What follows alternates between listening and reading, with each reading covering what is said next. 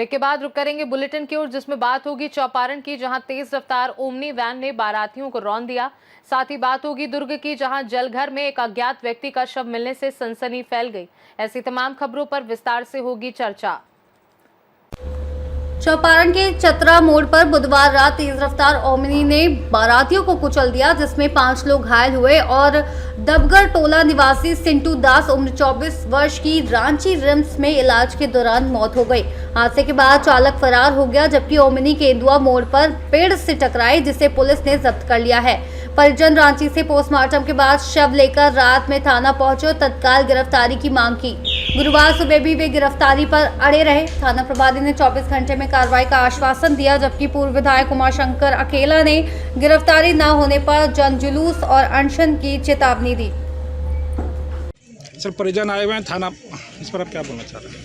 इसमें हम लोग कांड अंकित कर लिए हैं जो प्रॉपर सेक्शन में, और जो भी उसमें अभियुक्त है हम लोग बहुत जल्द उसकी गिरफ्तारी कर लेंगे। गिरफ्तारी करके हम लोग आगे की कार्रवाई करेंगे। उसमें ये हम लोग आश्वासन नहीं है, कार्रवाई होगी, सीधी सी बात है इसमें। ठीक है। विधायक जी, परिजन लोग आए हुए सुबह से थाना में घेराव किए हुए हैं। ये घेराव नहीं किए हुए, अपना इंसाफ मांगने आए, घेराव नहीं थाना के करने आए हैं जी। और हर नागरिक को अधिकार होता है कि अपना शांतिपूर्वक अपने अधिकार को मांगने के लिए वो घेराव के नहीं है, वो थाना में बैठे हुए हैं और थाना प्रभारी और सीओ साहब भी बैठे हुए हैं। ये अपने इंसाफ मांगने के लिए आए हैं, घेराव करने नहीं आए हैं। और कानून अपने हाथ में हमारे लोग नहीं लेते हैं, हमारे लोग सभ्य लोग हैं, कभी ये अपने कानून अपने हाथ में नहीं लेते हैं। ने थाना प्रभारी महोदय कहा है तो हमें विश्वास है कि निश्चित तौर पे कार्रवाई होगी, और सीओ साहब भी कह रहे हैं कि कार्रवाई हम करेंगे। तब सारे लोगों को कहा कि यदि जो कार्रवाई नहीं होती है एक हफ्ते के अंदर में नहीं होगी तो हमने मशाल जुलूस निकालूंगा और धरना पर अनिश्चितकालीन मैं अनशन पर बैठ जाऊंगा। ठीक है। चौपारण से सी न्यूज संवाददाता मुकेश सिंह की रिपोर्ट। दुर्ग बस स्टैंड के पास स्थित जल घर में लगभग 30 फीट गहरे टैंक में एक अज्ञात व्यक्ति का 3 दिन पुराना पूरी तरह डिकम्पोज हुआ शव मिलने से सनसनी फैल गई। पानी का स्तर बढ़ने पर शव ऊपर आने पर कर्मचारियों ने पुलिस को सूचना दी। पुलिस ने शव को मोर्चरी भेजकर जांच शुरू कर दी है। जल घर से हजारों घरों में पानी सप्लाई होने के बावजूद किसी को घटना की जानकारी नहीं थी। मृतक की पहचान अब तक नहीं हो पाई है। ठीक है जी मैडम, एक लाश मिली है, क्या कुछ जानकारी आपको लगी? जी, दुर्ग पुलिस को जानकारी मिली है कि नल घर में एक डेड बॉडी अंदर में पड़ी हुई है, जहां पर पानी भरा हुआ है और डिकम्पोज भी हो गया ऐसा दिख रहा है। तो इस मामले में हमारे यहाँ एफएसएल की टीम को बुलाई गई थी और एफएसएल की टीम और हमारे पुलिस की टीम के द्वारा डेड बॉडी को नलघर के अंदर से निकाल लिया गया है।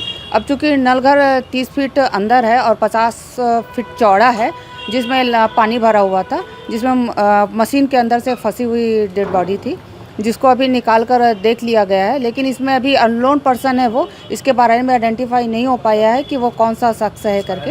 ये उम्र करीबन 40-45 के लगभग का लग रहा है। अब पीएम कराने के बाद भी इसमें क्लियर हो पाएगा कि घटना किस तरीके से। शव में किसी प्रकार का चोट देखने को मिला? नहीं, अभी ऐसा कुछ भी नहीं हो पाया है। जो लाश मिली है, देखिए बहुत ही दुर्भाग्यजनक बात है और नगर निगम की लगातार लापरवाही ये सब उजागर हो रही है। इस जलघर पानी टंकी अपना यहाँ पे जलघर में एक संप में लाश मिली और सबसे बड़ी बात यह है कि 3 दिन पुरानी लाश है। 2 दिन से पानी की सप्लाई हो रही है। पूरे आधा शिक्षक नगर, कुछ भाग सिविल लाइन और पचरीपारा, यहाँ से इसकी सप्लाई होती है। वहाँ यहाँ के लोग उसका पानी पी रहे हैं। बहुत ही दुर्भाग्यजनक घटना है और इसकी हम जांच की मांग करते हैं। कौन है मृतक, क्या पता चल पाया कुछ उसके बारे में? नहीं, मृतक तो अज्ञात है, न जलघर का नहीं है या कर्मचारी भी नहीं है यहाँ का। कितने दिनों से इसकी बॉडी थी आपको? जैसे पता चल रहा है, अभी पुलिस वालों से बात हुई है तो उन्होंने बताया कि 2-3 दिन पुरानी लाश। कैसे पता चला कि बॉडी अंदर में है? कौन देखा था? ऑपरेटर ने, जैसे अभी बता रहे हैं कि ऑपरेटर देखा है और ऑपरेटर जब बॉडी ऊपर आई तो ऑपरेटर की नज़र गई। तो क्या लापरवाही लग रही है, क्योंकि यहाँ 2 गार्ड रहते हैं और... ये बहुत घोर लापरवाही है। यहाँ पे देखिए सबसे ये संवेदनशील एरिया रहता है पानी टंकी जल घर जो है बहुत जहाँ संवेदनशील एरिया रहता है। आप यहाँ पे कई टंकियाँ ऐसी है जिसकी बाउंड्री वॉल नहीं बनी है, जैसे आर्य नगर, अपना ये नहीं गिरधारी नगर, दूसरा तीसरा ये शक्ति नगर, यहाँ की टंकियों में बाउंड्री वॉल नहीं है। दुर्ग से सी न्यूज संवाददाता धर्मेंद्र गुप्ता की रिपोर्ट।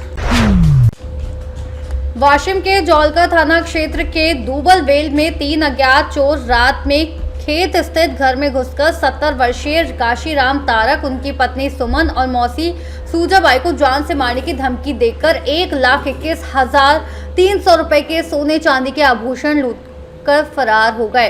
काशीराम ने जौलका थाने में शिकायत दर्ज कराई, जिसके बाद पुलिस ने मामला दर्ज कर थानेदार गणेश हिवालकर के नेतृत्व में जांच शुरू की। वाशिम से सी न्यूज संवाददाता नागेश अवचार की रिपोर्ट। पाकुड़ में कासिम अंसारी पर हुए जानलेवा हमले के मामले में पुलिस ने बड़ी कार्रवाई करते हुए पत्थर व्यवसायी जिया उल पगला, सोहेब अख्तर और अलाउद्दीन शेख को गिरफ्तार किया। उनकी निशानदेही पर एक पिस्तौल और 2 जिंदा कारतूस बरामद किए गए। पुलिस अधीक्षक निधि द्विवेदी ने बताया कि जमीन दलाली को लेकर हुए विवाद के कारण ये हमला कराया गया था। घटना के बाद जिया उल की लोकेशन बिहार और बंगाल के सीमावर्ती क्षेत्रों में मिल रही थी, जिसके आधार पर एसडीपीओ विजय कुमार के नेतृत्व में गठित टीम ने पश्चिम बंगाल से उसे गिरफ्तार किया। पूछताछ में तीनों ने अपनी संलिप्तता स्वीकार की। एसआईटी में नगर थाना प्रभारी बबलू कुमार, लिट्टीपाड़ा थाना प्रभारी विनय कुमार, रद्दीपुर ओपी प्रभारी विवेक कुमार, तकनीकी शाखा प्रभारी संजीव झा सहित अन्य अधिकारी शामिल थे। तीनों अभियुक्तों को न्यायिक हिरासत में भेज दिया गया है। दिनांक 27/10/25 की रात में ग्राम 16 गड़िया पाकुड़ टाउन के क्षेत्र में कासिम अंसारी पर जानलेवा हमला हुआ था, गोली चलाकर हमला हुआ था और कांड गंभीर था, हमारे लिए एक चैलेंज था। तो कांड की गंभीरता को देखते हुए एक एसआईटी का गठन किया गया अनुमंडल पदाधिकारी महेशपुर के नेतृत्व में और 2-3 थानों की टीम इसमें शामिल थी। कांड पाकुड़ टाउन क्षेत्र का था, तो टाउन इंस्पेक्टर का भी इसमें अहम योगदान है, लिट्टीपाड़ा ओसी का भी अहम योगदान है।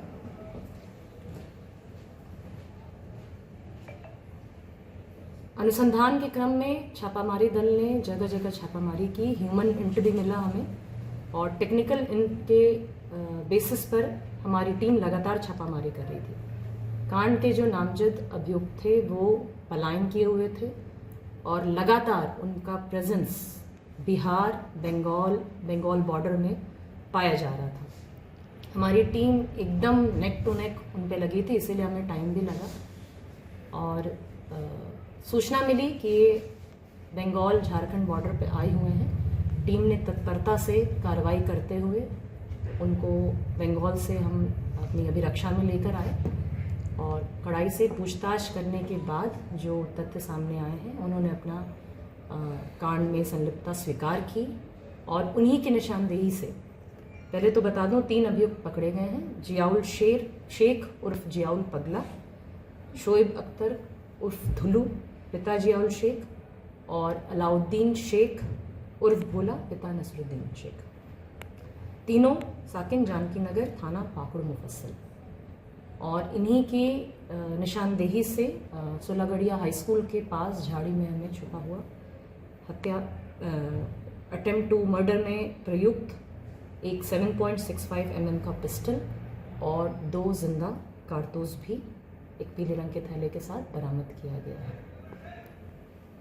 छापामारी टीम में जो लोग थे वो मैं बता चुकी हूँ। कांड अभी भी अनुसंधान अंतर्गत है और निकट भविष्य में इसमें और भी गिरफ्तारियाँ होने की पूरी संभावना है और भी उद्भेदन होने की संभावना है। पाकुड़ से सी न्यूज संवाददाता पंकज भगत की रिपोर्ट। न्यूज बुलेटिन में फिलहाल के लिए इतना ही। बने रहिए सी न्यूज भारत के साथ, हर खबर आपके साथ, आपके हाथ।